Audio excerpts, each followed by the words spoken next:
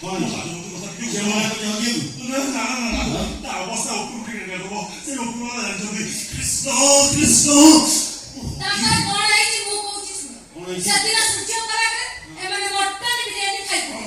କାଲି ଚନ୍ଦ୍ରଗୋଣରେ ଏମାନେ ଚିକେନ ବିରିୟାନୀ ଖାଇଥିଲେ। ଆଉ ତାପରଠୁ ମୋ ବାପାର 17ଟା ଝାଡା 27ଟା ବାନ୍ତି ହେଇଯାଇଛି। କୃଷ୍ଣ ମୋର 13ଟା ବାନ୍ତି 23ଟା ବଦଳ ହେଲା ଲାଜନ୍ତି କଥା ନ କରେ ସରେ ଆରମ୍ଭ ହେଇଛି ଯେ ସରିବାର ନା ନଉନି ଜମା କୃଷ୍ଣ ଏବେ ବୁଝିପାରିଲେ ତ ସୂର୍ଯ୍ୟ ପରାଗ ଆଉ ଚନ୍ଦ୍ରଗୋଣରେ ଆମିଷ ଖାଇଲେ କଣ ହୁଏ?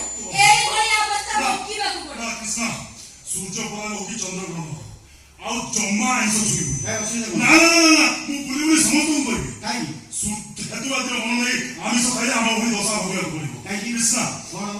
ନା ଜମା ମୁଁ ଜମା କୃଷ୍ଣ ମୁଁ ହକିବି କିଏ କହିବ? ଆକ୍ଚୁଆଲି ମୁଁ ହସ୍ପିଟାଲ ଗଲାବେଳେ ଗୋଟେ ଲୋକ ଦେଖିଲେ କଣ? ସେ ଠିକ୍ ଯେମିତି ହେତୁବାଦୀ ମଣିଷଟା ରାସ୍ତା ଉପରେ ଠିଆ ହେଇକି ମଟନ ବିରିୟାନୀ ଖାଉଥିଲା। ମୁଁ କଣ କଲି ଜାଣିଛ? କଣ କର ଏଠି ଆସ। ନାଇଁ ମୁଁ ତାକୁ କହିଲି ବାବା କାହିଁ ଏଇଟା କରୁଛୁ କଣ କରୁଛୁ କଣ ନାହିଁ। ସେ ଜମା ଶୁଣିଲା। ତାପରେ କଣ ସେ ଖାଇଚାଲା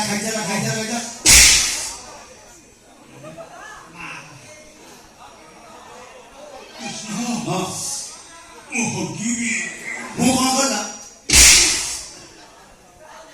ମୁଁ ନା ତମୁ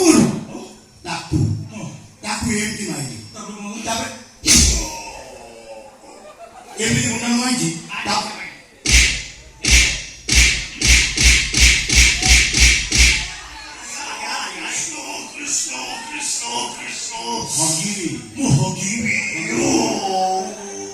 ଠିକ୍ ଏମିତି ସେ କହିଲା। ତାପରେ ଜମା ଶୁଣିଲି।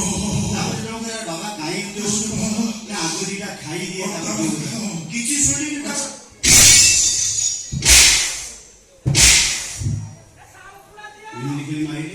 ତାପରେ କଣ କରେ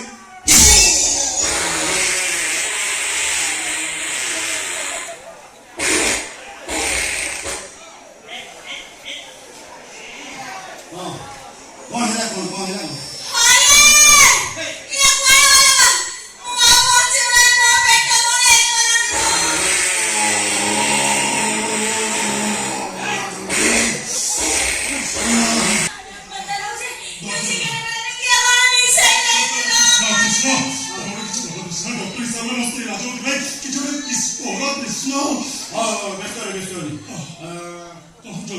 କମ୍ପାଉଣ୍ଡର ବାଙ୍ଗେରା କଣ କାମ କର ବାଙ୍ଗେରା କମ୍ପାଉଣ୍ଡର କେବେ ସେ ହେଇଗଲାଣି ବାଙ୍ଗେରା କମ୍ପାଉଣ୍ଡର ବିଲେଇ ହେଉଛି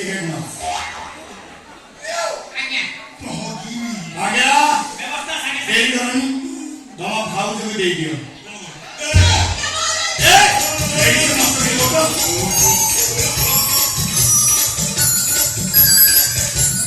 Tá,